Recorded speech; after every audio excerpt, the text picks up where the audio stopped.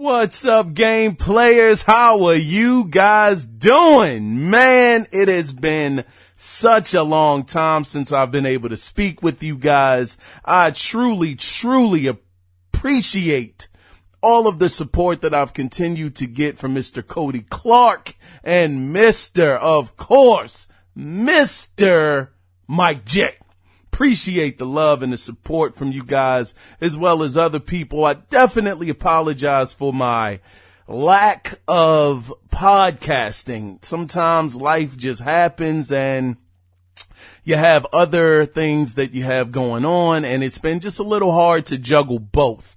But you guys know that it's a special time that we're in right now, and it's E3 season coming up. So you guys know I cannot miss that. So podcasts are definitely coming down the pipe. I just appreciate the support and you guys being patient and bearing with me. But this week, I had a very special guest. I want to shout out Mr. Richard Rouse for sitting down and talking to me about his project. We talked about various other projects that he was part of, and it was a very, very great conversation. Now, I wanted to make this quick audio before the podcast started because I did unfortunately fall into some technical difficulties, which is why it has taken me quite some time to actually post this. During the interview, Mr. Richard Rouse's voice is fine. You can hear him perfectly clear. He's clear as a bell. But on my side, I had technical difficulties dealing with the echoing of my voice. So when I start talking, you guys will recognize a horrible echo. I just wanted to let you guys know that before it started, and you guys would be like, well, what the world is going on? Why didn't he say anything? This is terrible. But no, it was something to do with my sound card, and I didn't remedy the situation like I thought I did, and it ran into some problems. So I definitely want to apologize to Richard Rouse as well as you, the listener, for listening to it. But it was such a great conversation. On top of that, I had a lot of things stacked up against me because as we started recording, it was a little bit of construction noise in the background that you guys will pick up and hear a little bit of it in the background. So it was it was rough, but man, I had to put this out despite the problems because it was such a great conversation. Now, with that being said, guys, I'm going to wrap it up here and let the interview play. But as always, if you guys want to get in contact with the show, you can do that by emailing the show at the Analog Circle Podcast at gmail.com. And I'll put the phone number down in the description in case you want to call and let your voice be heard. So with that being said, guys, let's go ahead and roll this interview, and I will be back in a couple of weeks. Thanks again, guys. Truly appreciate the support. How are you guys doing? I want to welcome you guys to the Analog Circle Podcast Q&A discussion. And this week, oh my goodness, we have a veteran on the show who has been in the gaming industry for over 20 plus years. He has had a very long career and has worked on, I'm sure, some of your favorite games, like for me, myself.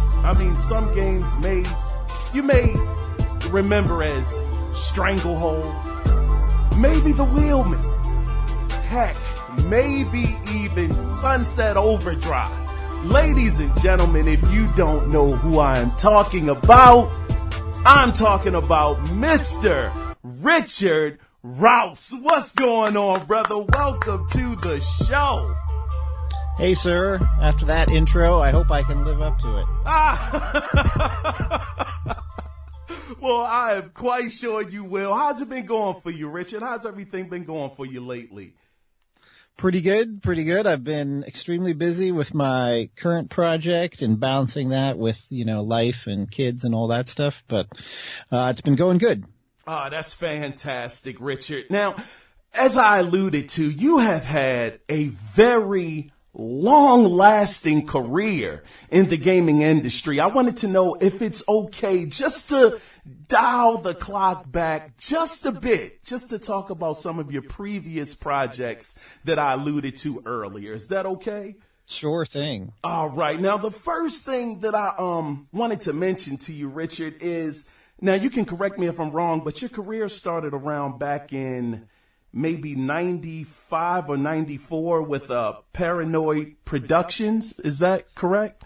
That's right. That's right. Yeah, I got started making what we would now call indie games, but back then we didn't call them that. And I worked on a little RPG called Odyssey, and this was only for the Macintosh, and was one of the few people doing only Macintosh development back then. Then did a game called Damage Incorporated that also came out for Windows, and then I switched into PC and console development from there. Wow. Now, just to take it back to 94, 95, I might be a little off on this, but that was around the time when Polygon started really coming into fruition at the time in the industry. So what was it like back then? Starting out, you're brand new. How was it working on your first project, Odyssey? I think it was The Legend of Nemesis, I believe. That's right. Yep.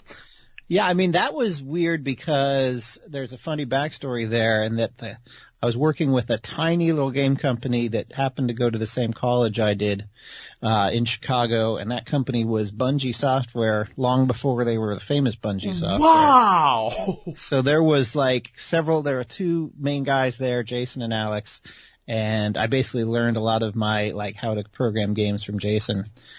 Who's still the guy, working on Destiny and stuff like that. So, it was a really interesting learning experience, to learn from them. I mean, they were pretty new. They didn't know everything either, but they had a lot of things down that I didn't because they were a few years ahead of me. So it's a really interesting learning experience. Started out with just 2D. The first game was 2D, which I thought was probably for the best to start out that way. The next game was a first-person shooter using Bungie's Marathon engine. And that combined, 2D characters, but with a 3D world, but very low poly. And then after that, I went full 3D for future games. So it was a nice kind of a learning curve there. So you're not jumping right into the 3D from the start.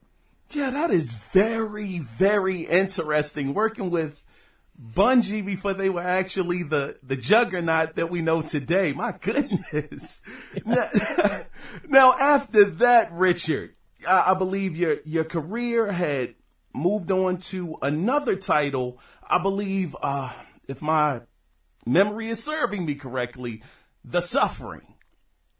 Yeah, there were a few other games. We don't need to talk about those. And yeah, eventually around 2000-ish, started working on, I guess 2001, 2002, started working on the first, The Suffering game. That's awesome. For Midway. That scrappy little publisher from Chicago. By this point, I had moved to Seattle, so I wasn't in Chicago. But yeah, they wanted a horror game, and we wanted to make a horror game, so it was a good fit.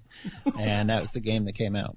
Hey, that's great, man. Now, I have to tell you, Richard, keeping with Midway, I have to say, back in the 360 era, you guys made two of my all-time favorite games. And those two games were Stranglehold, which absolutely amazing. One of the first games that I remember playing that had, at least in that generation, environments that you could damage, interactive damaging environments.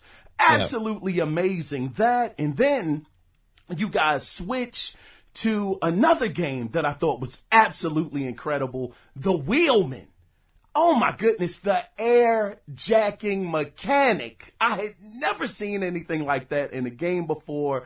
Absolutely blew me away. The only other game I could think that I saw that in was a PSP game called Pursuit Force.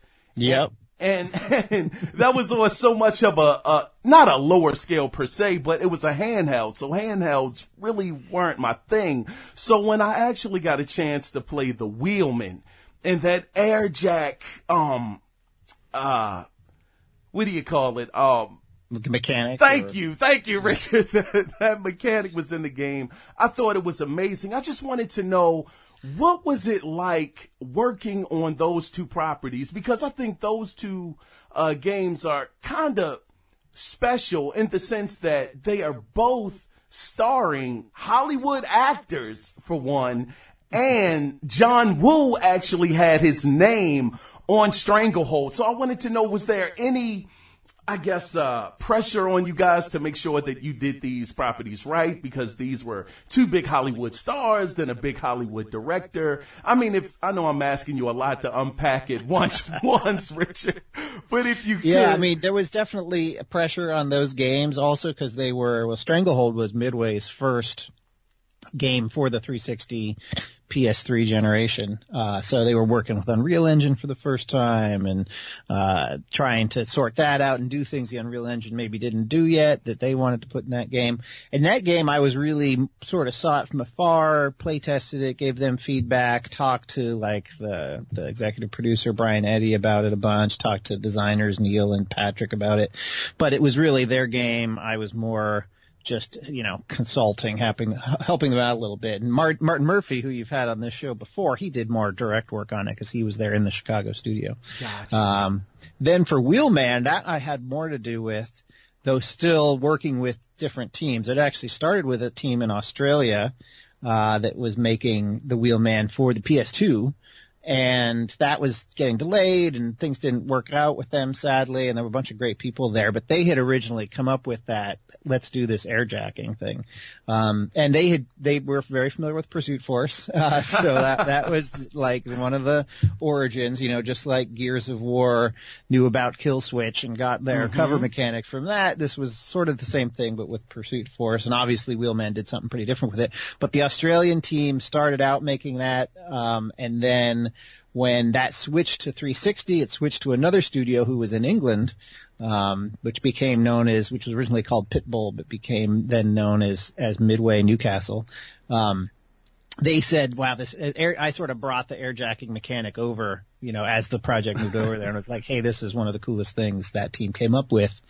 I think you guys would be smart to think about putting it in your game too. So that was brought over, and yeah, it was one of the standout things. And since then, you've seen it in all sorts of other games, whether it's Just Cause or other sort of open city driving games have started doing the jump from car to car thing, just because it's such a cool move.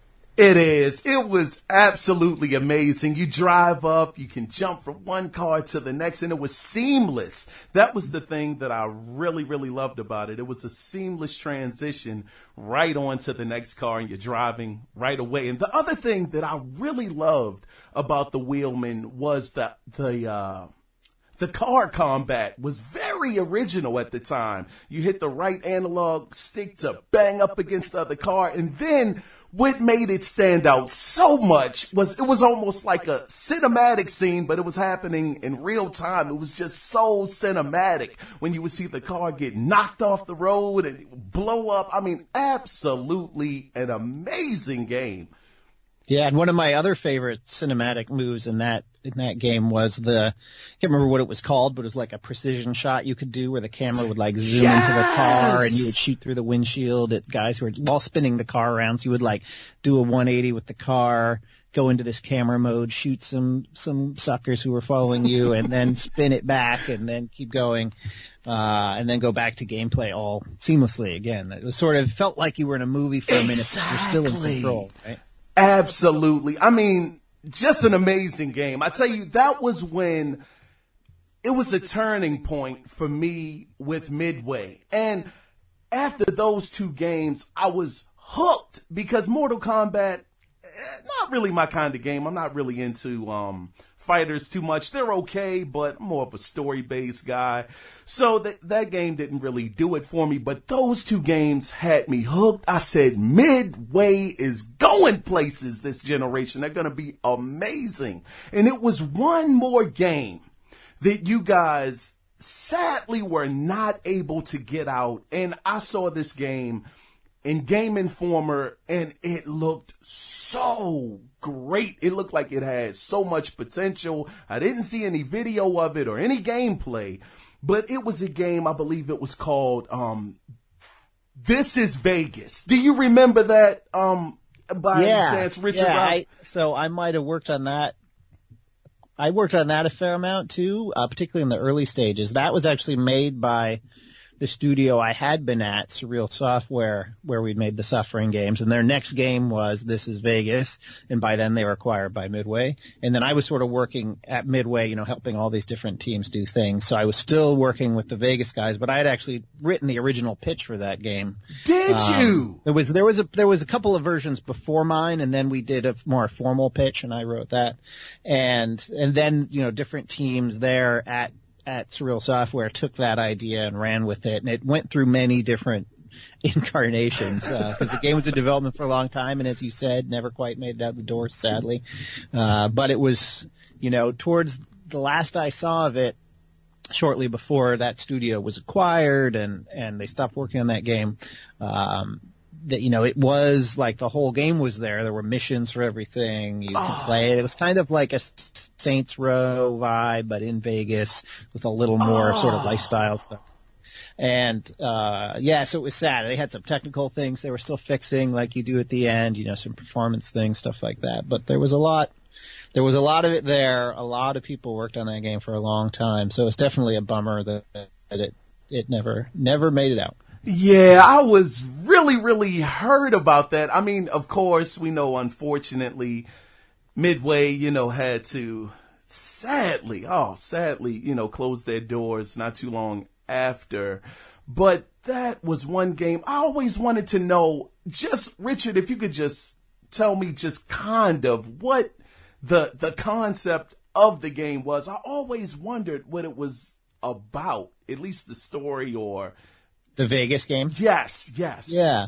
I mean, it went through so many incarnations. Very early, I would compare it to this movie Go, which is set in Vegas kind of crime movie, but it combines sort of the Vegas nightlife and like party culture and raves and things like that, but then also with some crime in it. And it sort of started out like that, and it had gotten more, by the end it had become a little more crime. So a little more, like I said, Saints Row, a little more shooting, a little more conventional, open world, open city missions. But still with that, like, oh, you're running a club or you're going to go to this dancing game or whatever. So just sort of amping that stuff up. You've seen those sort of mini games in GTA. Oh, yeah. Imagine dancing, but more involved. Imagine like, there was a lot of AI simulation stuff in it. In terms of like how a club would run and how you could get a party going and stuff like that. So it still had a bunch of that stuff, but also mixed with like what you'd find in Saints Row or something like that. So yeah, and I'm not even the best person to speak to it at the end because I wasn't at Midway by the time it finished. So obviously they kept evolving, but it was, there was a lot to it, as I said. So still sad about that. Yeah, me too, Richard. Now, I have to tell you, it was another game. I mean, you just have worked on so many games. I'm just going to skip a few of them. Yes, please do. Yeah. But the other game that actually stood out to me that everybody was really looking forward to this one, Richard, was Rainbow Six Patriots. Mm-hmm. And once again, saw it on the Game Informer. It was on the front cover. Yep. Everybody was excited, wanted to know what was going on with this game. Richard, I can understand if you can't get into it, but I have to ask, just as a fan, what happened to Rainbow Six Patriots? That's a question I'm still asking myself. That we liked a lot what we were doing. That Game Informer cover story came out. We felt really good about how it presented there, and we released some we called it fake gameplay footage, which is basically like a pre-rendered chunk of the game just to get the flavor of it. That was released. People seemed to like that. But ultimately, Ubisoft wanted to go a different way with it, and I can't fault them because everybody likes Rainbow Six Siege now. So I'm not saying Siege is a bad game or knocking that team at all, but they went away from the narrative for whatever reason. I think they thought, hey, we could just make an online game and that would be cool, and they're right, that is cool.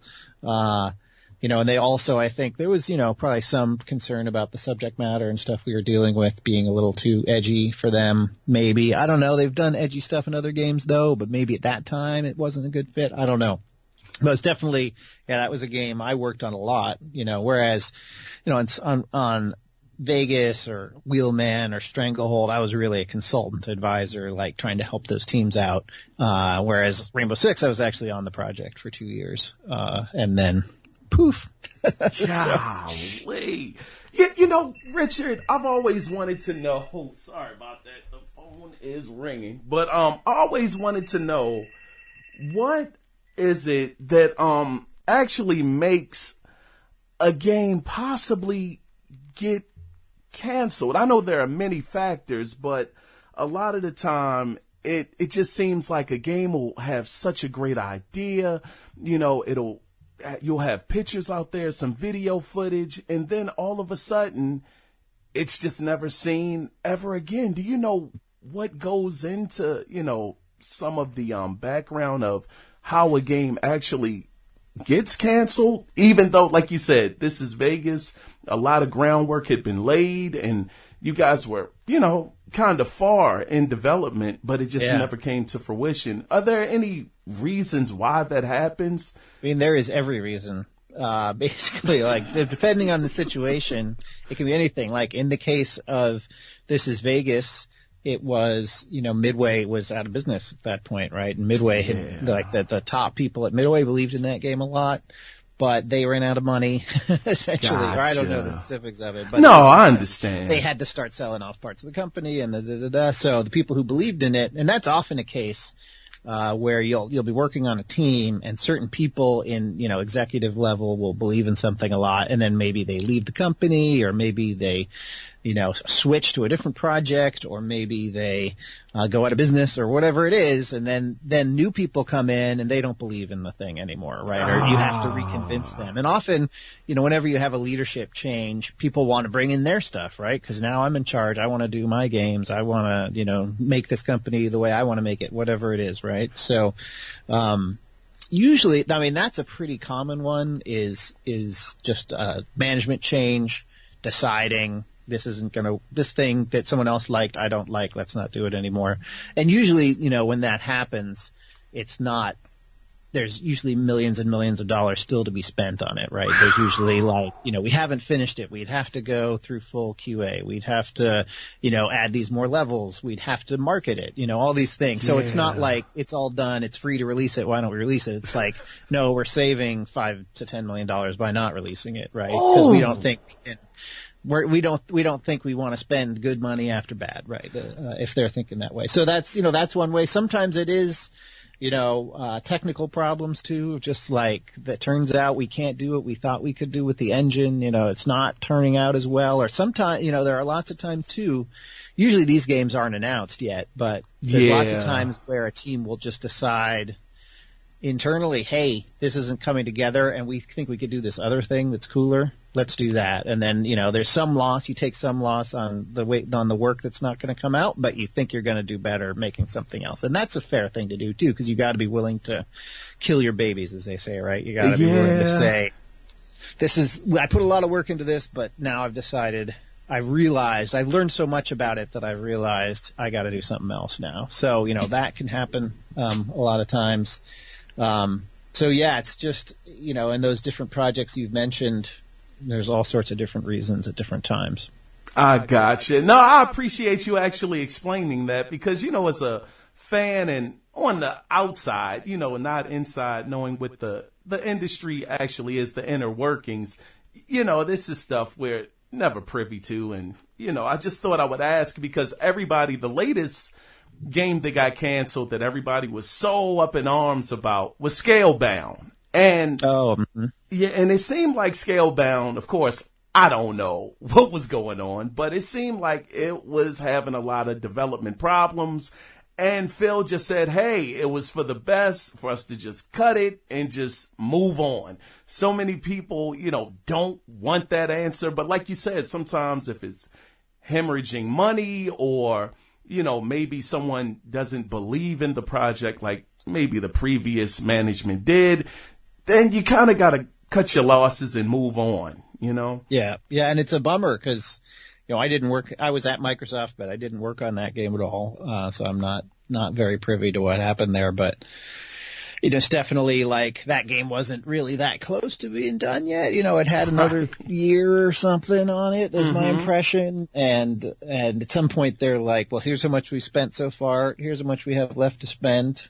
Are we going to make back? What are we thinking we're going to make? What's a good scenario? What's a bad scenario? What's an amazing scenario in terms of money? And then at some point it's like, no, we need to spend this money on this other game that also needs money. Cause it's not like there are times where people make bad decisions and are dumb and spiteful and stuff, but usually not. Usually they're doing what they think is the best thing for the project and for for their company or their brand or their platform or whatever it is, right? And they're thinking, hey, I could spend $10 million here to finish this game, or I could spend $10 million on this amazing thing that I think has way more potential. Let's do that, So it's usually you got to look at it. It's sad when something like Scalebound goes down, but you got to think of it as, hey, we got Sea of Thieves maybe or something instead, right? You got more money into that project. That may not be a good – people who wanted Scalebound may not have wanted Sea of Thieves, but that's a different story. But you got to think, maybe they wanted State of Decay 2 to get, more development time or whatever. You know what? Speaking of State of Decay 2 – amazingly, Richard, you're just all over the place, man. You worked on the DLC. Which was amazing. How was that, man? I mean, I'm only asking these questions, Richard, because these are like really good games that you've been a part of. And, I'm just curious. I mean, we don't have to talk about it, I know, but how do you feel about State of Decay 2, though? How do you feel about it from what you've seen? I feel good about it. I mean, in that case, the first game had come out, like the original version of the first game, and I was a big fan of it internally at Microsoft, but I'd worked on it a tiny bit, like I'd played builds at different times and talked to the people who were directly working on it, but I had just thought, wow, I love this game, and I love that game probably more than anybody else in the department, and so there was some shifting up of who was working on what, and I saw that, hey, working with Undead Labs on more State of Decay stuff came up as a thing to do. I was like, ooh, me, let me work on that. So I met up with those guys. We hit it off really well. They're great people over there. And so I was able to work on the DLCs. Probably Lifeline was the one I worked on the most. But I was sort of there right as Breakdown was shipping, which was the first one, and talked to them about that a lot. And then sort of kept on looking at what we're going to do in the future, and that has now become State of Decay 2. So I worked on that in the early days before leaving Microsoft. So Richard. I'm a big fan of just that game. I just like sort of because it's a big open world simulation. You can do a lot of different things in it. It's not just play this one story. I like things that are big and give you choices like that. And I've had so many amazing times playing that game that and that's, I think, when you're working at a publisher like Microsoft with a team like Undead Labs who's actually doing a lot of the work on the game, the best thing you can be is like the biggest fan in some ways, right? Because you're the guy who's played the game more than anyone else internally, and often more than the development team, because the development team is developing the game, right? They don't have time to play a 30-hour version of Breakdown where you sort of push it to the edge and then are able to give them feedback on that, like, hey, this was cool, but I tried to do a stealth approach this time, and I thought these things were weird, and they're like, what are you talking about? And then we go look at it, and they're like, oh, this isn't working the way we thought it was. Let's fix that, right? And particularly as a designer who I still know how games work and stuff, so I'm able to look at what's happening and say, hey, I think your controls are weird here. I think this is weird. What do you think about this? And often it's me talking to them saying, what were you going for here? Do you think it's working? What feedback can I give you to help you get it there? And, what do you want me to play test? Send me another build. I'll play it again, whatever it is. So, that sounds like a dream job in a lot of ways, but, right, it's always fun to think, oh, you get paid for playing games all day long. you got to remember these are usually not done games. That's like, a very you're working good around point. bugs, you're working around crashes. You know, it's rough in a game like State of Decay where you want to have that long playthrough and then it locks up or something at some point, right? You're like, oh, guess I'll start over. Man. Hopefully that doesn't happen. And I mean, that was a great game to work on. I'm just a big fan of that franchise and working with those folks. So. That's fantastic, Richard. The last two we're not going to get into, but I just want to let the audience know that, you know, you've also worked on Sunset Overdrive as well as I believe Sunset Overdrive was the multiplayer side, and Quantum Break, where I thought Quantum Break, myself personally, I loved it. I thought it was an original concept dealing with time, you know, having time bend and manipulating it. Awesome game. But what I found very interesting as far as your involvement with it, Richard, was you actually came up with a certain mechanic, I believe it was, that kind of was used in Quantum Break, something to that. Yeah, so the part I that was a different, like with Undead Labs and State of Decay, I was sort of looking at the whole game and what are we doing in the future, what titles are coming up. Quantum Break, they had guys doing that already at Microsoft, and they needed me to help just with one specific feature that they were basically prototyping, didn't know what to do with it yet. So they had the idea for what was called the Serene Junctions, and that was where between the missions, you would go into Paul Serene's head, who was the villain in the story, and then you would see him making a choice about something, and then that would impact what would happen in the next episode of the game, or it would also affect the TV show, how that played out. Because remember, it had the TV show. Yeah, and the game. Absolutely. So we worked on a bunch of different prototypes for. How would that work? What are you doing in here? And we had earlier ones that were vastly different than what we ended up doing. There was Kinect integration stuff at one point. Oh, man. With like voice command things that were interesting, but ultimately, it got streamed down and that wasn't there. But, sort of the last block out we did, they just kept working on that and ended up shipping, what you see in the final game. So that was me just being very focused on one thing. And I actually did some, we built prototypes at Microsoft for that sort of thing. So, obviously that was in the end Remedy, because they're a super experienced team and it's their game. Yeah. They took our prototypes and then redid them, in their technology and in their engine and changed a lot of it too. So I'm not taking full credit for that by any means. It was still Remedy's gig, but, we just sort of helped them like test out some ideas basically. Absolutely. Man, that is fantastic, Richard. My goodness. Now, all of these projects that you have, been the lead on, you've been, wearing so many hats, because I've noticed that with a lot of the projects that you work on, Richard, you have several different hats that you're wearing at one time. I mean, you can be what was it? On one project, I believe you were the director, the designer, the writer, the programmer. Yeah. So, yeah. You wear a lot of hats when you do these projects. So with all of that history, this leads up to your latest project that is actually entitled The Church in the Darkness. Now, when I hear the title by itself, the name, I say, man, this is kind of dark. It has to be a little dark. So, Richard, let's just jump into that, if that's okay. Your newest project. I'm very, very happy to be able to talk to you about it. And if you're ready, we can talk about that now. Yeah, sure. Yeah, so The Church in the Darkness is more of a smaller game than, we've been talking about Quantum Break and Sunset Overdrive. Say those are like big AAA games, right? But this is more what we'd call an indie game or an independent title now that I've been making with a much smaller team. And for me, it was really after all of those other games, wanting to get back to something where I was doing more things myself instead of working with a team of hundreds of people.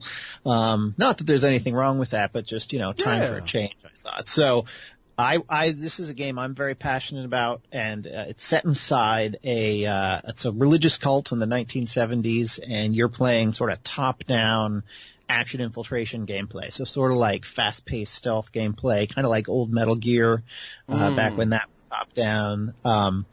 But basically, you're infiltrating this religious cult to try to find your nephew Alex and see if he's okay or not. And it's designed to have some roguelike qualities. So there's some permadeath, there's replayability, it randomizes the map every time you play in certain ways. But also it changes up the story. So you don't know if the cult group, you don't know just how bad or how not bad they are, right? Because sometimes they're just a bunch of radical people who want to go do their own thing and they're not going to hurt themselves or anybody else. But sometimes they're more apocalyptic, because some of these groups, they have a prophecy that the end times are coming and they're going to make the end times come one way or another, right? So you're trying to figure out, hey, is my nephew actually safe here? Is he happy? And you kind of go searching through the camp. You can play the game lethally or non-lethally. Imagine like Hitman gameplay, but from a different perspective. And then you're trying to figure out what's going on in there. And by the time you find Alex, he may want to leave the group, he may not want to leave the group, and you get to decide what you do, right? So not only are you playing lethally or non-lethally or completely, ghosting your way through the map, you can also then decide what to do with a lot of different narrative things. Do I let Alex stay? Do I force him to come with me? Does he want to come with me? Do I go assassinate the cult leaders? And various other things you can do while you're playing. So it's pretty open-ended. It's a very big game as I'm learning, so I've been working on it for a long time. It's a big game to do as an independent, but it was just something I was super passionate about. So that's awesome, Richard. Now, were there any, I guess, particular influence that actually helped shape this project that you're working on? Yeah, I mean, in terms of there were a few influences in terms of the gameplay. Obviously, it was sort of that Metal Gear thing, or this really old version of Castle Wolfenstein. Before Wolfenstein was a shooter, it was an infiltration game. Like we're talking early '80s version of Wolfenstein. It was one of my favorite games as a kid. But so that was sort of the gameplay influence. I also liked games that change up the narrative every time you play. In some ways, you're trying to figure out what version you have. You can think of it like Clue, the board game, right? You don't know who did the murder, where, right? So it's kind of trying to bring those mechanics in. There was an old Blade Runner game came out in the late 90s that did some of that, so that was another inspiration. And then a lot of real-world inspiration, too, because the group is completely trying to be like a real-world group. There's no mysticism, there's no supernatural, there's no, like zombies or anything, right? It's just what would really happen, right? So, and in that, it was set in the 1970s, because I just thought that was the most fertile time for these groups, because everyone was, thought nuclear war was coming, they were disillusioned with the Vietnam War, there's a lot of racial strife in America, et cetera, et cetera. So these groups were able to pop up and say, hey, we're going to create a better society, we're going to move to the jungles of South America and do this. And some of those groups, it was fine. Some of them went off and did something, lasted 10 years, they broke up, went back to whatever. Other groups, horrible tragedy, right? And those are the ones we tend to hear. Yeah, that's so interesting that you brought that up, because when, I was looking at the game, being played, it actually kind of gave me a bit of a Jonestown feel to it, somewhat. Was that maybe some of the influence as well that you kind of pulled from in certain aspects, for the game as well? Yeah, for sure. That was one of them. And they moved to South America as well. So that's a big similarity. And they obviously had a very apocalyptic ending of their own doing, which was super sad. And, but there were other groups from that same decade. Like right now, everybody's been talking about this Wild Wild Country documentary that just came out on Netflix about the Rajneeshpuram, who were a group in Oregon who sort of got into a fight with the local folks from Oregon, and they were more like a Indian guru guy who had all these Rolls Royces, but then also tried to poison a bunch of people. And, the group did, and anyway, so that's an interesting group to read up on. Other groups from that era. There's another documentary I like called The Source Family that talks about this sort of health food guru guy who declared himself a guru at some point, and ran a very successful group in Hollywood for a long time. And then they moved to Hawaii, and things went wrong there, but they didn't end up catastrophically. Like nobody went to jail, nobody broke any laws. They just sort of dispersed. But it was a really interesting story, and a lot of positive things came out of that group. So that's sort of a contrasting one, right? I just thought that was just such a, just with the political tensions and everything from that era, it's just such fertile ground for this type of game where you don't know what's going on, you don't know if you can trust these people or not. No, most certainly. I think it's very timely as well. I guess also, Richard, from a gameplay standpoint, was there any particular reason why you went with the over-the-top view for the game? Sure. I mean, for me, I think if you're making an independent game, you need to make it different. Like, I think if you just try to make another first-person game, if you don't have millions of dollars to spend on it, it's going to be tough, right? Because you're competing with games that are, cost $50 million or something, right? Right. So you got to either come up with a very elegant way to do that or just make it look different. So here, when you're playing top-down, this type of gameplay, it just feels different, right? Because you're getting more situational awareness. You see guys around you, you sort of play it differently. So it's not something someone can find somewhere else in terms of the gameplay, right? It's something, if you want that type of gameplay, come over here, because it's not a lot of people making these games these days. But I think there's a little bit of nostalgia there too, because people do remember, definitely, that era of games where they play. People bring up the original Commandos game a lot too. So it's interesting that people want to play this type of game because they remember liking it before, but I also think even if you've never played those games, it's just fun to play something that feels like it has the qualities of Dishonored or Hitman, but just looks totally different and plays different because of the way you're looking at the world. Absolutely. Now, I wanted to ask you this too, Richard. Now, I believe you actually touched on it, but from the gameplay that I've seen, I believe you said, and correct me if I'm wrong, there are like stealth elements to the game. Is it all stealth, or can you just go guns and blazing, or would you prefer that the player... Yeah, I mean, I try to, it's an open world game too, so it's not like, often when people think of stealth games, they'll think of something where it's a very specific path that's intended through the world. So yes. Like Mark of the Ninja is a game a lot of people like. It's a beautiful, great game. I'm friends with some of those guys, but that's a game where it really has heavy authorship, I'd say. Like the designer has said, here's what I think people are going to do. Maybe you can do a little flair here or there with this, but mostly you're going to do that one thing to get through. It's kind of like playing a puzzle or something. Here, it's much more open. So you really have a lot of different approaches you can take, whether it is, if you go lethal, you can go snap people's necks from behind them. You can shoot them. You don't have hundreds of rounds of ammunition when you show up, so you'll be able to shoot guys, but you've only got so many bullets. You can go get more bullets while you're playing and stuff, but it's not, if you're just going to go in and like, oh, here's 10 guys, I'll shoot them all. Like, that's not going to work out, right? It's like, here's 2 guys. I think I could shoot these guys before they shoot me. 3 guys, I should probably run away.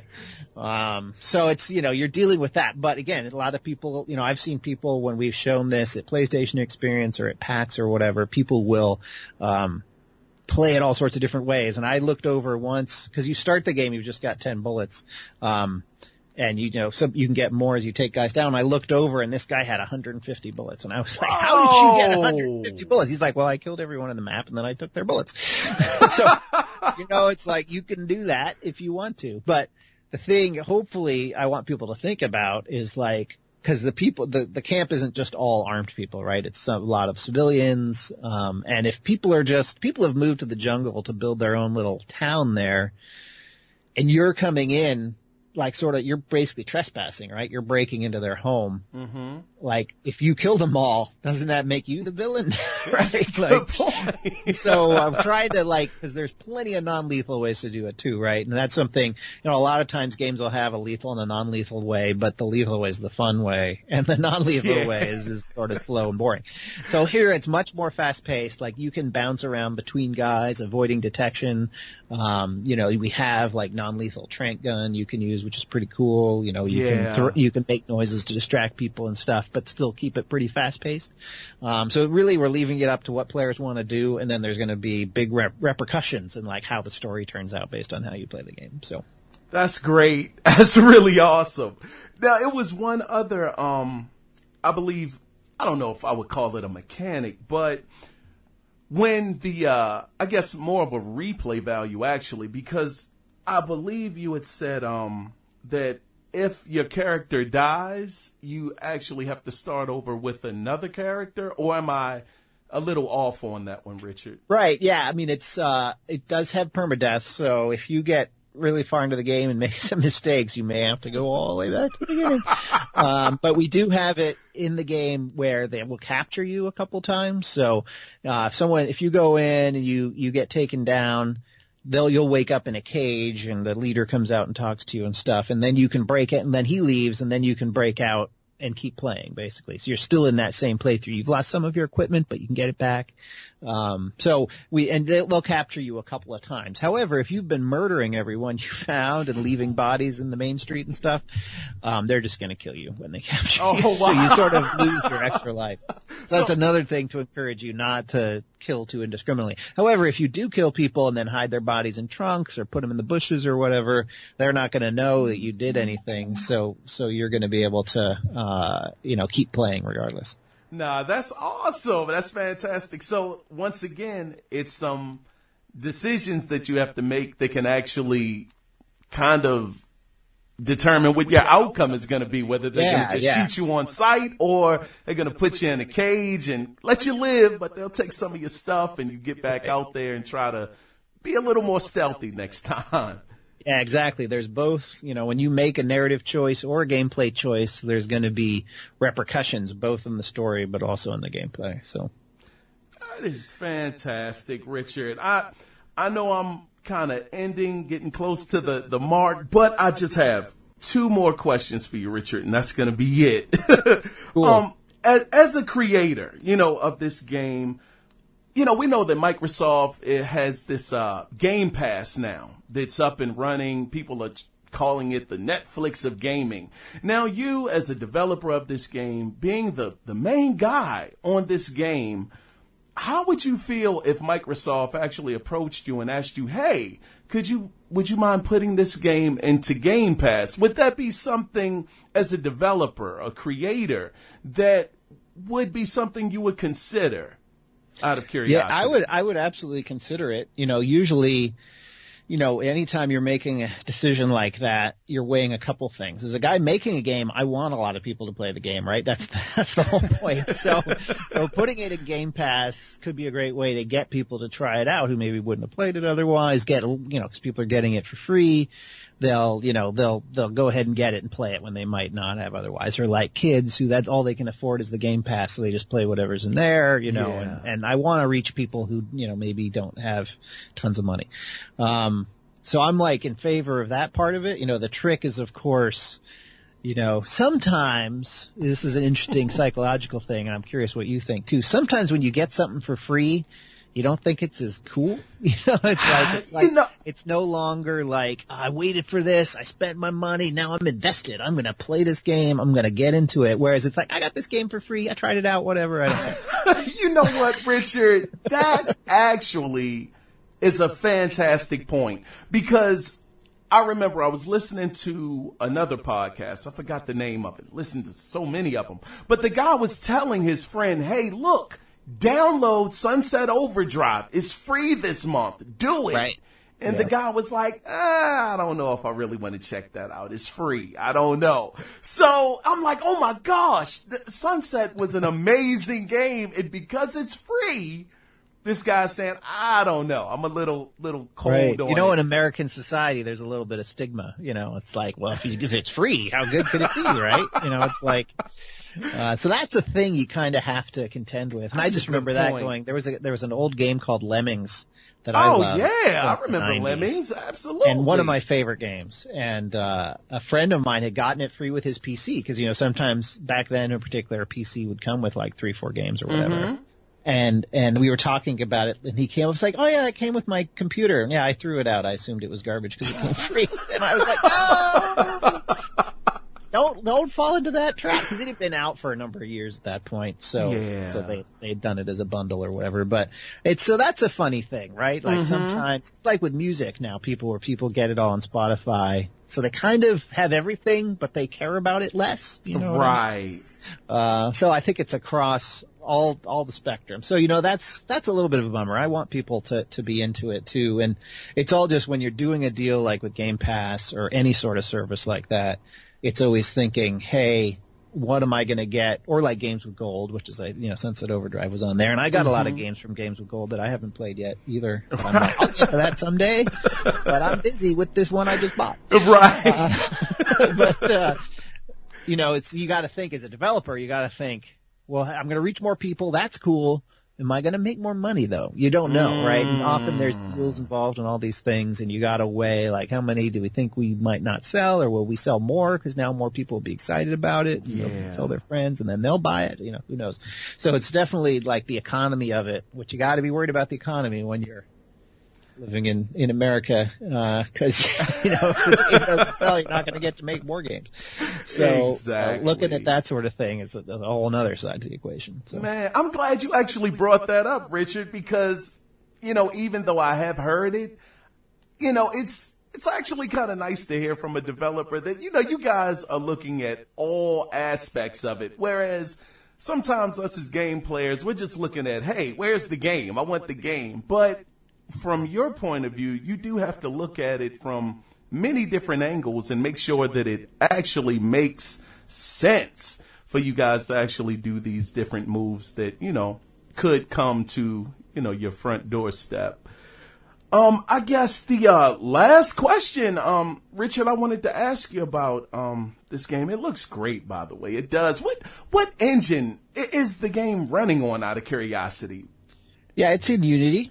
Oh, okay. I'm sure you've heard of Unity. Oh, absolutely. Absolutely. I think, was it Recore? I think Recore was made with Unity. Yeah. Right? Yeah. Recore was Unity. There have been a bunch of certainly a lot of indie games Gone Home was in Unity. A lot of people don't know this, but Hearthstone is in Unity. The Blizzard's card game. So. Yeah. There's a whole spectrum of Firewatch, that was another popular narrative game that was in Unity. And I think their next game is in Unity too. So, it's definitely an engine you can make great looking games in. But, every engine you work with has its pluses and minuses. And that's true of both, whatever more expensive engine you might get or internal engines, there's always this engine does this thing great, but why doesn't it do this other thing? This other engine did that 5 years ago, So there's a lot of pluses and minuses, but Unity has just been great for this project because it fits what we're trying to make, and I've had a pretty good experience with it. That's fantastic, Richard. I guess, final question, brother. Final one. Yep. When can we expect this great game, The Church in the Darkness? Yeah, we're in terms of where we're at, I guess I'll start with it that way. That's fine. We've got the whole game. You can play it through to the end. You can get lots of different endings that we do. All of that's there. I'm still plugging in some pieces of content, polishing, and then, when you do console versions, you've got to, support console features like achievements or cloud saves or whatever. So we're working on all that sort of stuff right now. And just looking to, get it into Microsoft and Sony's hands so they can check it out and get through their testing processes on it. So, we're looking at this year. We haven't decided, which version, because it's also for Steam PC, PlayStation, Xbox. We haven't decided which version is coming out when exactly, and that's what we're working on right now. So. All right. Well, Richard, I have to tell you, this has been an amazing conversation, and I truly, truly want to thank you for your time. Really quickly, Richard, real quick. This is it. I promise. Are you going to E3 this year? I don't plan to go to E3 right now. Anything's possible, but we were just at Game Developers Conference and PAX, and those are shows that have done well for us, and E3 is a lot of fun, but I feel like it's sort of where all the bigger noise happens, with the big guys having all their press conferences and giant booths and stuff like that. For a game like us, it can be a little noisy. Certainly there's places we could show the game there where it would fit in with other indies, but you got to make the game too, right? So you go do shows constantly. At some point, you're like, hey, wait, we haven't finished the game yet. So, so no plans right now. But, no problem. I just wanted to, as a final thought about The Church in the Darkness before we wrap up. Yes. One of your previous guests, Martin Murphy, art professor down at Ringling School of Art and Design. He worked a ton on this game as well. He was someone, I think when you talked to him on the show, you talked to him about Midway stuff as well, right? I did. Yes, I did. We met there. He worked on Stranglehold a bunch, and just sort of company-wide initiatives that impacted all the projects like Vegas and Wheelman and stuff. And it's been great working with him again on this game, just to, because often the game industry, you'll work with people who are really good, and then they'll go work somewhere else, and you'll go work somewhere else, and maybe they're a professor now, or maybe they're doing something different. Right. But just getting him to help out on this has been great, just to exercise his art chops a little bit again. So I just wanted to give a quick shout out to him. Absolutely. Shout out to Martin Murphy. Oh, man, he was a fantastic guest, too. He was absolutely a joy to talk with. But I see we're nearing that point. So, Mr. Richard Rouse, once again, this has been an absolute honor and an absolute pleasure to have you on the show. And with that being said, I guess we'll go ahead and wrap it up. Hey, I was your host, Keon Mitchell, accompanied by Mr. Richard Rouse. And if you guys want to get in contact with the show, leave your comments and, feedback, definitely do that by emailing the show at the Analog Circle Podcast at gmail.com. Thank you guys so much for listening. And remember this, guys, it is not about the consoles. It is about the games. So with that, you guys take care. Be safe out there. Bye-bye.